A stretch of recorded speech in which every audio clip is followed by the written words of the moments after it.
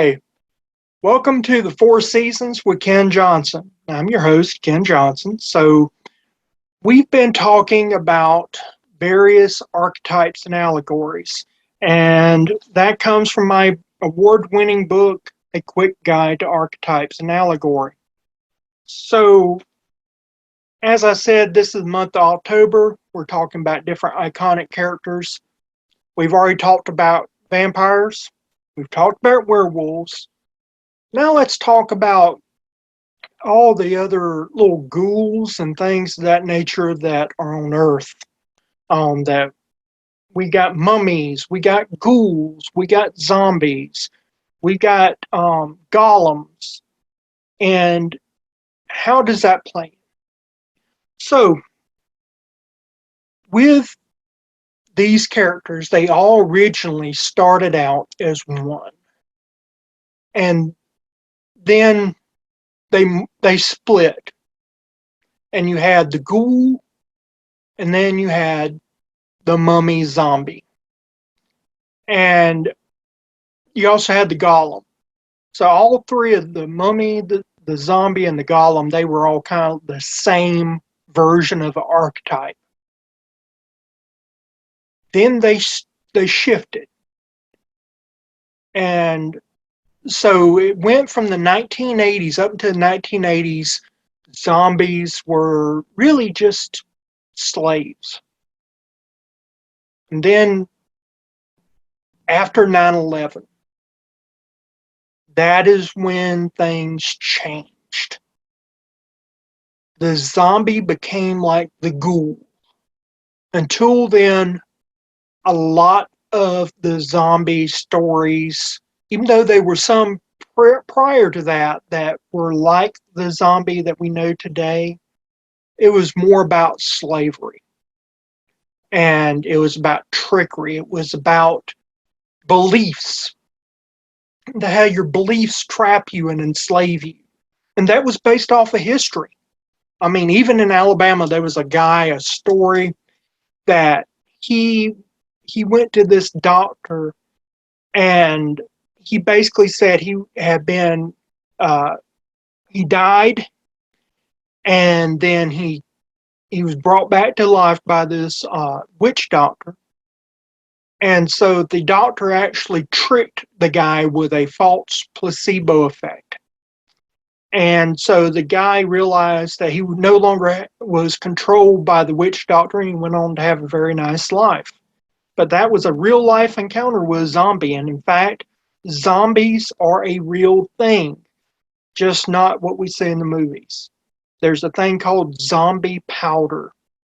And the zombie powder, it includes some poisons from some amphibians, bones, pufferfish toxin, a whole host of datura, all these different chemicals that affect the brain. And so a witch doctor blows this powder on you. It's normally a yellowish powder. It gets all in you, and you start tripping and thinking that you're dying. And then they actually do bury you. And before you suffocate, the witch doctor digs you up, and you become the witch doctor's slave. And if you believe in this nonsense, then the power of belief is very compelling. You become the slave. And in third world countries, especially Haiti,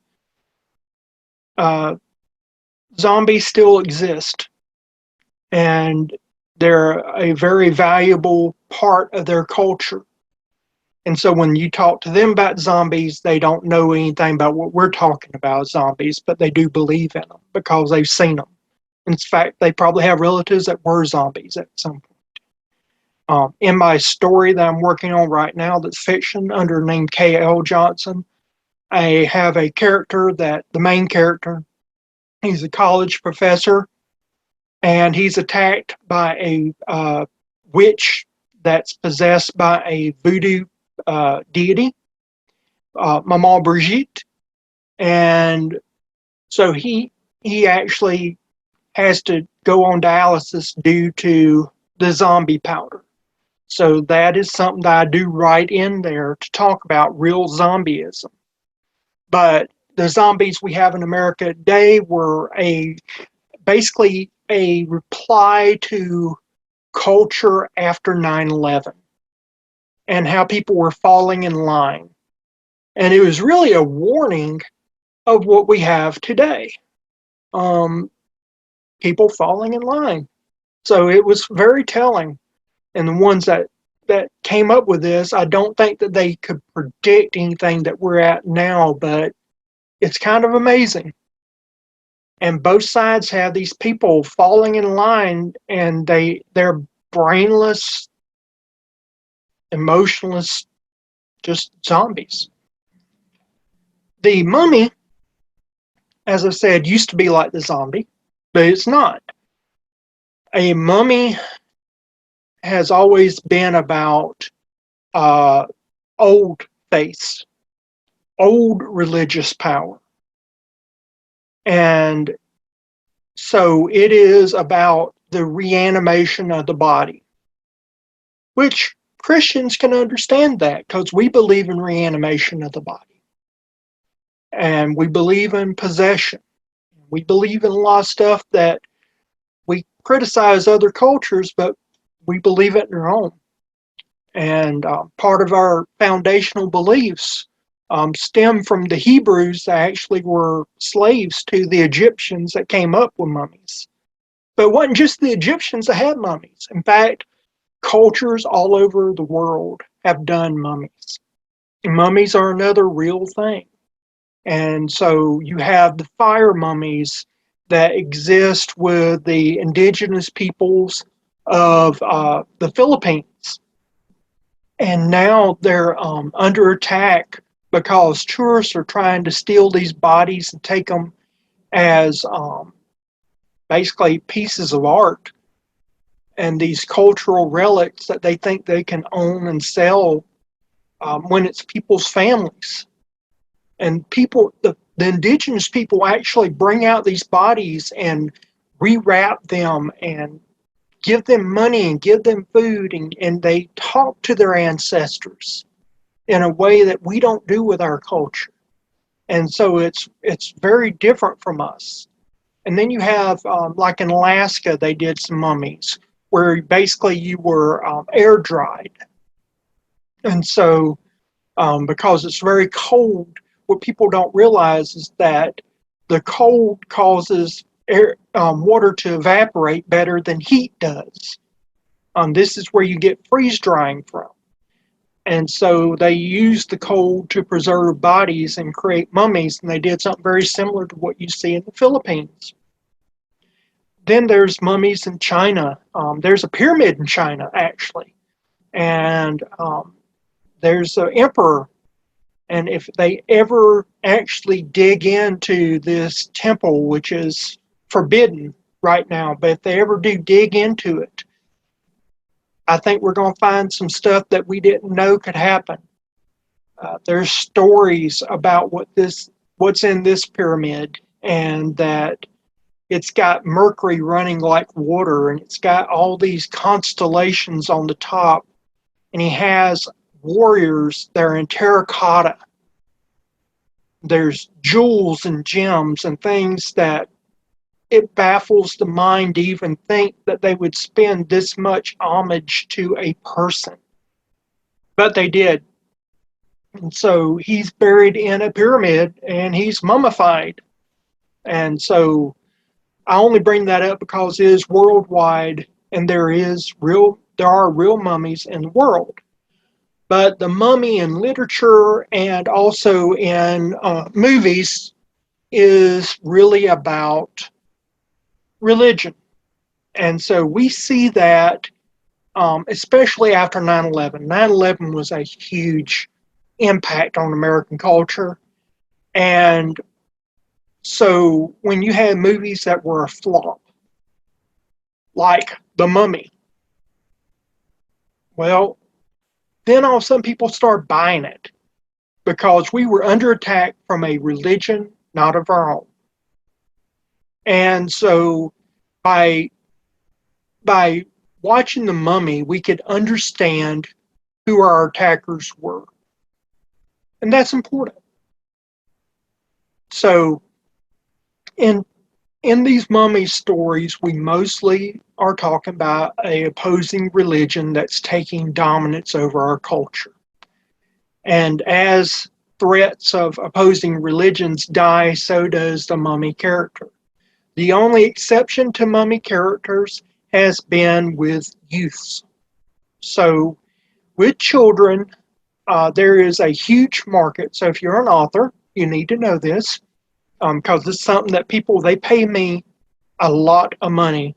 I mean, a lot of money to consult with them about. And in in the schools, you usually have what's known as Common Core that you have to meet. And so a lot of authors use mummies to talk about science and literature and all the Common Core elements because the Egyptian culture used mathematics, they used science, they used anatomy. And so this was a way that authors could fit all those Common Core elements into books and then market to the schools because as a author, your targeted buyer usually is not your targeted reader if you're a good entrepreneur. That means you have a good marketing plan and you understand the business side of being an author, so you know who to reach that has the money to buy a bunch of books like schools, and then you create your books to meet that demand of the buyer so that you can get to your targeted reader, which might be children. So in the case of the mummy, because authors were selling to schools, children's books with mummies are still very popular, even though we're not running against any type of religious oppression or religious conflict. So that's important to note that you can have a culture that doesn't really call for that character, yet you can have a market that does call for it. And so that is the business behind writing that most authors are oblivious to. So, with that said, we've talked about zombies, we talked about mummies. Now let's talk about golems. Most people do not know what a golem is, but a golem is a Hebrew concept. It is a clay person. And there's two inscriptions on its head, and the way you kill it is you remove one of the inscriptions, and because the two words mean life and you remove the one, it means death. So that is how that works. And the golem only can be created by a rabbi. There is historical texts of people claiming that a rabbi has created a golem or had created a golem. Whether that's true or not, it's made out of mud and clay. I mean, I don't believe it, but if you want to believe that, that's up to you. What's important to note is that Mary Shelley, I talk a lot about fantastic women. She was a fantastic woman. She was one of the titans of literature. And she knew about golems. And then there's another character that I mentioned in this book that I will not be addressing at length here called an Akari. Akari Crossi is the Latin name for it. William Cross came up with it. And scientists said that they've been unable to replicate what William came up with, but at the time it was cutting edge science. He made a lot of news about it, that he created life. She knew about the golem. And so she merged the Akari character with the golem and came up with Frankenstein's monster. And it's important to note that Frankenstein was the scientist, is not the monster. So Frankenstein's monster is really a golem, and that's unique. So, what is a ghoul? Well, a ghoul is basically a creature that it goes out and it feeds on the dead or it feeds on the living, depending upon the character that you're dealing with. Usually, it's one fed on dead, and then it fed on living. It was just dead. Vampires were really ghouls at one point in time. A lot of stuff came from the ghoul. We don't use the ghoul anymore, but the golem has changed. It is not a ghoul anymore. Usually, it is about a power at play that we don't understand, or be it a power that we're just now beginning to understand that can go wrong or be misused. So, in some works, it talks about magic, it talks about religion. It is the misuse of that power. With Mary Shelley, it was the hubris of mankind to think we knew science and eclipse God. And so those are the hidden meanings behind that. So those are the three characters. Ghouls have always been something ever changing. You don't see a lot of them, but a lot of it, depending upon what you are using it for, is a fear of death and that maybe we are not where we need to be in life. But again, that changes. So that is a character you can use to mean a lot of different things. It could be representative of our culture right now if you feel like we're dying inside. That's really what the zombie is. And so the ghoul is not used because there's a lot of other archetypes out there that does the job a lot better. But one of the other things I want to talk about is, especially with Frankenstein's monster. I actually had a chance to talk with the daughter of the original actor for Frankenstein's monster, and she was very informative. And she was talking. She knew Bela Lugosi and Bela's son, and we talked about thrillers and things of that nature. She made a very astute point to mention that the humans were really the monsters.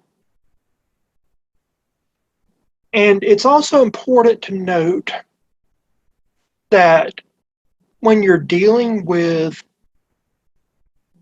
the character that is in a thriller or that's in a horror movie, because she refused to call Frankenstein's monster a horror film. She called it a thriller.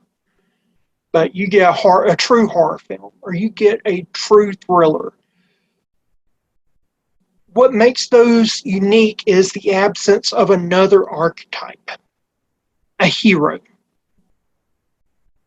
And so that really is what makes those things unique. So when you're writing these out, there won't be a hero, or there shouldn't be. You know, I was at a church sermon the other day, and the preacher was talking about horror films, which is unique because most, contemporary Southern preachers, it's the devil, it's wrong, it's all. And I have a really cool preacher that he really didn't look at it that way. He was just talking about it as a movie, like a real person. Imagine that, Christianity that was real. And so he was talking about how we made fun of all people. Why are you running in high heels? That's so stupid.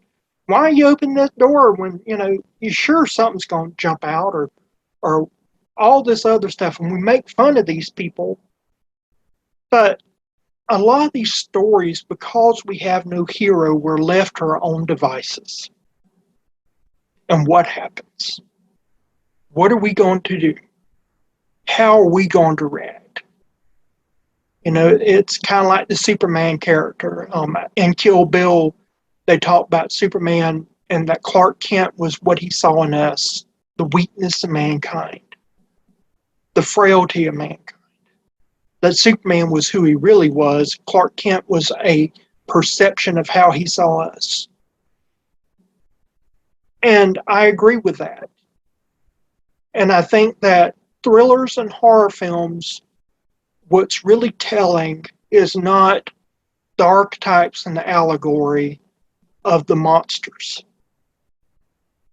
Because all monsters are humans. That's something that Kent Johnson, that did The Incredible Hulk and Battlestar Galactica, that's something he told me.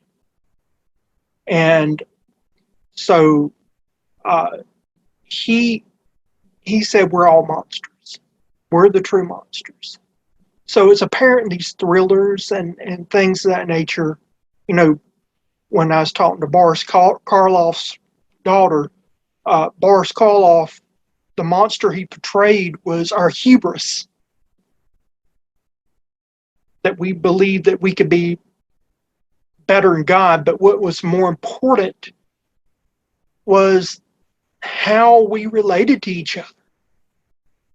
That when we're faced against something new, that we shun it, we destroy it. And a lot of the true storytelling isn't in the monsters, it is in the people. Because the monster allegory is so on the nose in thrillers and in horror films, it's the people that really matter in these. And I think that's what's so scary, is that it makes us vulnerable. Well, I'll end it for now. I hope you've enjoyed this episode. And right now is a point in the show where I talk about things where you can buy some stuff. As always, I mention my wonderful, beautiful, loving wife, super talented lady. Her name is Tasha. She's got a website, Toshana's Creations. It'll be down below. I highly recommend that you buy from her. Christmas is coming, and we all need stocking stuffers and items that are affordable, especially in this COVID economy where money is tight. And so, as I've said several times before, she sells tumblers, she sells cups. Unlike what you see in the market that you cannot put in a dishwasher, that you cannot wash with any type of vigorousness, you have to use kid gloves. You don't have to do it with these. And they won't break the bank. You're not paying $60 for something like this. You're paying far less, and you're getting far better quality for it. I don't know why she charges so low, but she does. And people thank her for that. She really has a heart for people, and she loves what she does. And so she also does t-shirts, hoodies, blankets, you name it. Has all sorts of things that she does. So I highly recommend that you go to her site and buy from her. It definitely won't break the bank, and I believe that the people you buy these items for will love you for it. They will treasure them as something far more valuable than what you spent. In addition to her, I also ask everybody to go to another YouTube channel, like and subscribe to Wallace, Knifeworks, and Homestead. Reason for that, he's a buddy of mine, pure and simple. I like the guy, and we've been friends for a while. He is just as genuine on his videos as you see him in real life. And the man is brilliant. That's all I can say. He is brilliant. And so he makes knives. This is the one, everybody sees it all the time. I always have it on here. It is my favorite knife for hunting and fishing. And so I highly recommend you go to Wallace Knifeworks in Homestead and buy from him.